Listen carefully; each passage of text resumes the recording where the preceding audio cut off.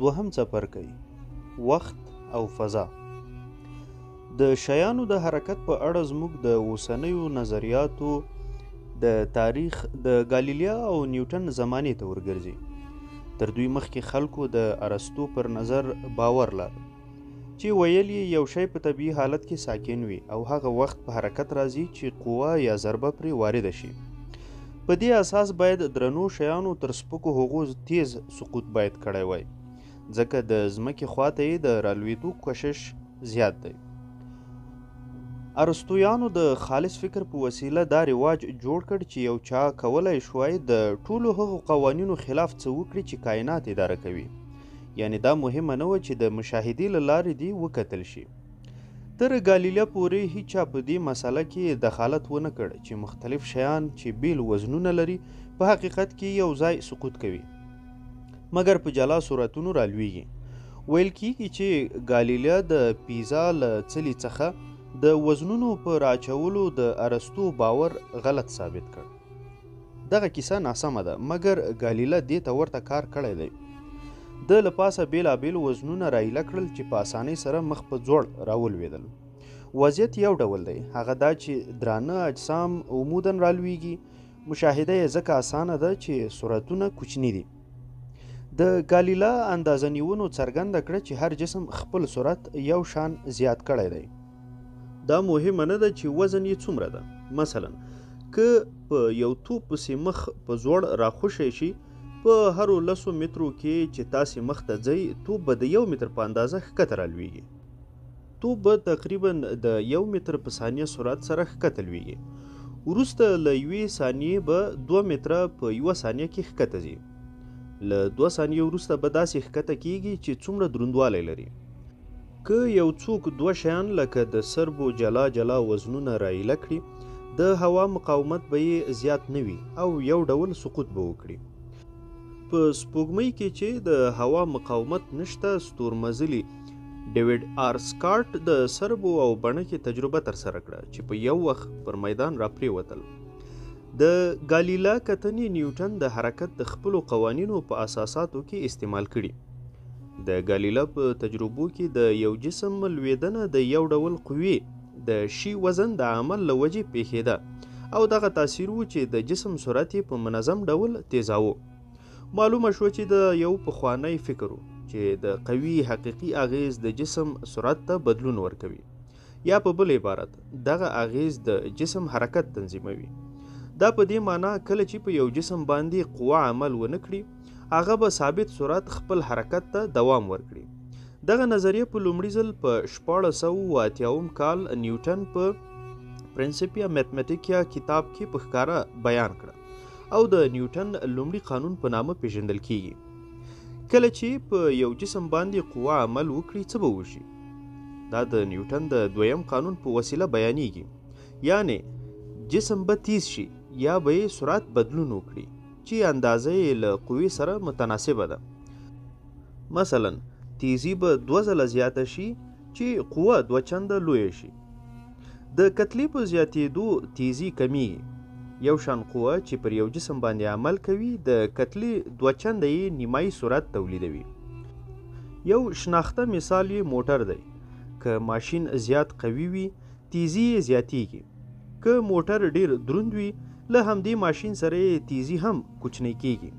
نیوټن د حرکت د خپلو قوانینو په لرلو د جاذبې قوې د تشریح لپاره یو قانون کشف کړ چې وایي هر جسم بل شی د هغې قوې په وسیله ورکشوي چې اندازه یې له هرې کتلې سره متناسبه ده. دا هم ویلی شو چې د 2 شیانو ترمنځ به جاذبه قوه 2 برابره زیاته شي. که له دوی څخه د یوه مثلا ای جسم کتله 2 چنده شي، شاید یو څوک وایي چې نوی ای جسم د 2 شیانو له اصلي کتلې جوړیږي. هر یو به بی جسم له اصلي قوې سره کشوي. د ای او بی جسمونو ترمنځ ټولیزه قوه به د اصلي قوې 2 برابره وي. که څوک وایي چې که یو له جسمونو څخه 2 چنده او بل 3 چنده کتلې ولري، قوه به یې 6 برابره زوروره وي. اوس یو څوک کولی شي ووایي چې ولې ټول شیان په یوه اندازه پر ځمکه رالویږي. د نیوټن د 2م قانون مطابق دغه 2 اغیزې په خپله یو تر بله له منځه سره وړي. ځکه تیزی به یې په ټولو حالاتو کې یو شان وي. همدارنګه د نیوټن قانون راته وایي چې که اجسام یو له بله لرې وي د جذب قوه به یې هم کمه وي. د نیوټن د جاذبې قانون وایي چې د یو ستوري جاذبوي راښکون په بشپړ ډول هله 1/4 ده چې عین ستوری ترې په نیمایي فاصله پروت وي. دغه قانون د ځمکې، سپوږمۍ او سیارو مدارونه په ډیر دقت ټاکي. که قوانین دا وایي چې په فاصلې سره یو ستوری جاذبوي کشش په خورا تیزی ډیریدای یا کمیدای، د سیارو مدارونه به نه بیضوي نه کوروي وو یا به یې له لمره تیښته کړې وه. د ارسطو او ګالیله او نیوټن د نظریاتو ترمنځ لوی توپیر دا دی چې ارسطو پر دې باور و چې شیان ساکن دي او ترڅو چې قوه یا ضربه نه وي پرې وارده شوې حرکت نه کوي. اصلا د فکر کاوه چې ځمکه بې حرکته ده. د نیوټن قوانین ښیي چې سکون نشته. ممکن یو څوک په ښه ډول ووایي چې ای جسم ساکن دی او بی جسم په ثابت صورت د ای په نسبت د حرکت په حال کې دی، یا بی جسم ولاړ دی او ای په حرکت کې دی. مثلا لکه یو څوک چې د ځمکې د تاویدا او د لمر چاپیره له دوران سره د هغې پر یوه برخه ناست وي. یو څوک شاید ووایي چې ځمکه ولاړه ده او په هغې کې یو اورګاډی د شمال خواته د 90 میله فی ساعت سرعت سره په حرکت کې دی، یا اورګاډی ولاړ دی او ځمکه د جنوب لور ته د 90 میله فی ساعت چټکۍ سره روانه ده. که څوک په اورګاډي کې د متحرکو شیانو تجربې ترسره کوي، د نیوټن ټول قوانین کار کوي. د مثال په ډول په اورګاډي کې پینګ پانګ بازی کول څوک به دا نتیجه واخلي چې توپ د نیوټن د قوانینو اطاعت کوي، خاص لکه په ټرک کې د یو میز پر سر. نو داسې لار نشته چې ووایو اورګاډی ځغلي او که ځمکه په حرکت کې ده. د مطلق سکون د نشتون معنا دا شوه چې څوک نشي کولی د دوو داسې پیښو په اړه فیصله وکړي چې په جلا وختونو کې د فضا په عین موقعیتونو کې ترسره شوي وي. د مثال په ډول فرض کړئ چې زموږ د پینګ پانګ لوبې توپ په اورګاډي کې مخ پورته او ښکته ټوپونه وهي. په یوه ثانیه کې د میز یوه نقطه 2 ځله وهي. له ټرک څخه به یو چاته داسې ښکاري چې په 50 متره کې 2 ټوپونه ترسره کیږي، ځکه د 2 ټوپونو ترمنځ به اورګاډی له ټرک مخته تللی وي. د مطلق سکون نه موجودیت دا معنا لري چې څوک نشي کولی په فضا کې په یو مطلق موقعیت یوه پیښه ترسره کړي، لکه څنګه چې ارسطو پرې باوري و. د ټرک د اورګاډي دواړه کسان د پیښو د موقعیتونو او وختونو ترمنځ توپیر ووینئ او په ځمکه کې د کس موقعیت ته ترجیح ورکولو ته کوم دلیل نشته. ارسطو او نیوټن دواړو پر مطلق وخت باور لاره. دوی باوري وو چې یو څوک کولی شي پرته له کوم توپیره د دوو پیښو ترمنځ انټروال اندازه کړي، او چا چې دغه اندازهګیري کړې وي که یې ښه ساعت هم استعمال کړی وي وخت به یې یو شان وي. یعنی وخت په مکمل ډول ترې جلا دی او فضا خپله ازادي لري. په هر حال موږ باید د وخت او فضا په اړه خپل نظریات بدل کړي وای او باید بدل یې کړو. د نیوټن قوانین د هغو شیانو د حرکت لپاره ښه کار کوي چې موږ یې په عادي حالت کې وینو، لکه سیارې چې په مقایسوي ډول سوکه حرکات لري. مګر دغه قوانین هغه وخت بیا کار نه کوي چې شیان د نور په سرعت یا هغه ته په نږدې سرعت سره حرکت کوي. ستورپول کرسټنس رومر په لومړي ځل دا حقیقت کشف کړ چې نور په یو معلوم مګر ډیر لوړ سرعت حرکت کوي. د ولیدل هغه وختونه چې د مشتري سپوږمۍ د مشتري شاته پکې ښکاري په منظم ډول نه وو. رومر وویل چې د مشتري د سپوږمیو تندر نیونې په هغه کچه ناوخته معلومیږي څومره چې موږ ترې لرې یو. دا ځکه وویل کله چې موږ ترې لرې یو له سپوږمیو څخه یې موږ ته رڼا ناوخته را رسیږي. د په اندازه نیونو کې له ځمکې څخه د مشتري د فاصلې توپیرونه ښه وو، خو ډیر دقیق نه وو، او همدارنګه د نور د سرعت لپاره د ده قیمت 140,000 میله فی ثانیه و، هغه چې له نوي قیمت 180,000 میله فی ثانیه سره مقایسه شوی دی. هنوز هم د رومر لاسته راوړنې دا نه ثبتوي چې نور په محدود یا معلوم سرعت حرکت کوي، مګر په اندازه نیونه کې قیمتونه ورکړل شوي دي. 11 کاله مخکې دغه کار نیوټن په خپل کتاب کې کړی و. تر 1865 کال پورې د نور په اړه کومه سالمه تیوري نه وه. کله چې په همدې کال برټانوي فزیک پوه جیمز میکسول د لومړنیو تیوریو په یوځای کولو او کارولو سره وتوانید چې د برېښنا او مقناطیس قوې تشریح کړي. د میکسویل رابطو اټکل کړه چې شاید په یوځای شوي الکترومقناطیسي ساحه کې داسې وړې څپې وي او په ثابت سرعت به حرکت کوي لکه په حوض کې وړې څپې.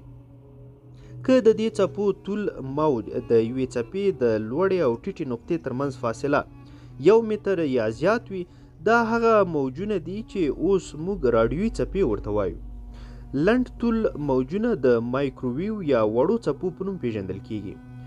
یو څو سانتي متره یا انفرارایډ له 10,000 سانتي متره زیات. د لیدلو وړ نور د سانتي متر 50 یا 80 میلیونمه برخه طول موج لري. د لنډو طول موجونو والا څپې د الټرا وایلیټ ایکس ری او ګاما په نوم یادیږي. د ماکسویل تیوري اټکل کړه چې راډیوي څپې یا د نور موجونه باید یو معلوم او ثابت سرعت ولري، مګر د نیوټن تیوري د مطلق سکون نظریه پر ځای پرېښوه. همداراز که دا فرض کړل شوی وای چې نور په ثابت سرعت حرکت کوي، باید یو چا دا ویلی وای چې نسبت څه شي ته د نور ثابت سرعت اندازه کیږي. د دې لپاره وړاندیز وشو چې یوه ماده باید ورته موجوده وي. دې مادې ته یې ایتر ویل چې د دوی د هغه وخت د ساینسپوهانو په نظر په هر ځای یې حضور لاره، حتی په خالی فضا کې هم. نور باید له دې ایتر سره یو ځای داسې حرکت کولی لکه غږیزې څپې چې په هوا کې درومي، او دوی ویل چې د نور سرعت باید له ایتر سره اړیکه ولري. مختلف مشاهده کوونکي د ایتر په تناسب په حرکت کې ممکن نور داسې وویني چې دوی ته په بیلو سرعتونو راځي، مګر د ایتر په نسبت به د نور سرعت ثابت پاتې شي. په عمل کې داسې و چې ځمکه له ایتر سره یو ځای د لمر چاپیره په خپل مدار تاویدله، او د نور سرعت د ځمکې د حرکت په جهت له ایتر سره اندازه شو. کله چې موږ د نور له منبع سره یو ځای په حرکت کې وو، ایتر باید د ځمکې په هغه حرکت کې له راسته زاویې د نور تر سرعت لوړ وای. کله چې موږ د نور له منبع سره په حرکت کې نه یو، په 1880 کال اربرټ مایکلوسن چې بیا یې وروسته د لومړني امریکایي په توګه په فزیک کې د نوبل جایزه وګټله، او ایډوارډ مورلي په کلیولینډ کې یوه با احتیاطه تجربه وکړه. دوی د ځمکې د حرکت پر جهت او له ښۍ زاویې د ځمکې پر حرکت د نور سرعت سره مقایسه کړ، چې دوی یې حیران کړل، ځکه ویې موندله چې دغه دواړه په بشپړ ډول یو رقم دي. په 1880 او 1905 کلونو ترمنځ ډیرې هڅې وشوې، په تیره د هانریچ لورنس له خوا، په دې خاطر چې د مایکلوسن مورلي د تجربې نتیجه د شیانو پر قواعدو داسې بیان کړي چې د ایتر پر شاوخوا د حرکت پر مهال ساعتونه ورو حرکت کوي. په 1905 کال د سویس د یو دفتر بینومه مامور البرټ انسټاین په یوه لیکنه کې دې ته اشاره وکړه چې د مطلق وخت ټوله نظریه هیڅ اهمیت نه لري. معنا دا چې د مطلق وخت نظریه باید پرېښودل شي. څو اونۍ وروسته دغه ډول خبره یو بل مشهور فرانسوي ریاضي پوه هنري پوینکر هم وکړه. د انسټاین خبرې د فزیک اړوند وي، خو پوینکر له دې ریاضیکي مسلې توجه واړوله. معمولا د دې نوې تیورۍ کریډټ انسټاین ته ورکول کیږي، خو د پوینکر نوم هم د دې تیوري د مخکښانو په مهمه برخه کې یادیږي. د نسبیت د تیوري اساسي لاسته راوړنه دا و چې د ټولو متحرکو کتونکو لپاره باید ساینسي قوانین یو ډول وي. مهمه نه ده چې سرعت یې څومره دی. دا د نیوټن د حرکت قوانین هم منله، خو اوس دغه نظریه د ماکسویل د تیورۍ په ورزیاتولو وغځول شو، او د نور سرعت باید ټول مشاهده کوونکي یو ډول اندازه کړي. مهمه نه ده چې په څومره سرعت روان دي. دغه ساده نظریه څو د یادونې وړ پایلې لري. هغه ښه پایله یې د انرژي او کتلې ترمنځ اړیکه ده چې د انسټاین مشهوره معادله جوړوي.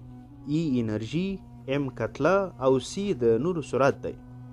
بله ښه پایله یې دا ده چې وایي هیڅ شی د نور تر سرعت په لوړ سرعت حرکت نشي کولی، ځکه د کتلې او انرژي له مساواته پوهیږو، کومه انرژي چې یو جسم یې لري د حرکت په وخت کې کتله زیاتیږي، یا په بل عبارت کتله به جسم ته سخته کړي چې خپل سرعت زیات کړي. دغه اغیز د هغو شیانو لپاره زیات د اهمیت وړ دی چې د نور سرعت ته په نږدې سرعتونو حرکت کوي. مثلا د یو جسم کتله له خپل نارمل حالته 0.5 سلنه زیاتیږي که یې سرعت د نور د سرعت 10 سلنه شي. کله چې د یو جسم سرعت د نور د سرعت 90 سلنه شي، کتله به یې له نارمل حالته 2 برابره لویه شوې وي. که یو شی خپل سرعت د نور سرعت ته نږدې کوي، کتله یې په چټکۍ سره زیاتیږي. که زیاته او زیاته انرژي اخلي، سرعت یې لوړیږي، مګر هیڅکله د نور سرعت ته نشي رسیدای، ځکه په دې سره یې کتله لا یتناهي کیږي او د انرژي او کتلې له مساواته وایو چې د دې کار لپاره به یې لا یتناهي انرژي ته ضرورت وي. نارمل شیان چې په نسبیت کې له ورایه سرحد معلوم دی نشي کولای چې د نور پر سرعت حرکت وکړي. فقط نور یا هغه څپې چې ذاتی کتله نه لري کولای شي چې د نور پر سرعت وزغلي. د نسبیت یوه با اهمیته پایله دا ده چې د وخت او فضا په اړه یې زموږ په نظریاتو کې اوښتون راوستلی. د نیوټن په تیوري کې که یوه وړانګه له یوه ځایه بل ځای ته ولیږل شي، مختلف مشاهده کوونکي به یې په وخت اخیستو کې سره موافق وي، مګر په دې کې به یې تل اختلاف وي چې نور څومره لرې تللی دی.